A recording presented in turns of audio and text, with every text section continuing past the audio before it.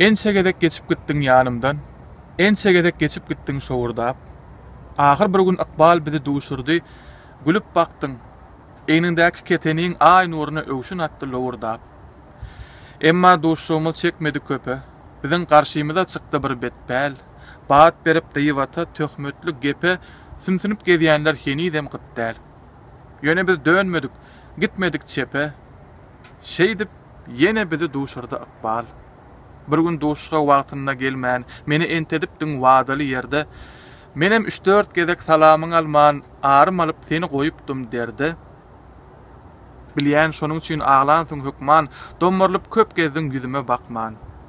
Ýene de daň atdy, gün çykdy parlap, garlar eräp çay çeşmeler joşurdy, biradadyk eýlek-beýlek silterläp, ýene Akbal ikimizi duşurdy.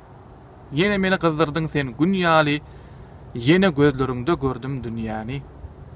Şeýdip döretdik biz täze bir Akbal. Döredi ol söýgü bilen aýdymdan, seniň üçin, seni söýüşüm ýaly. Bu Akbaly ýürek bilen söýdüm men.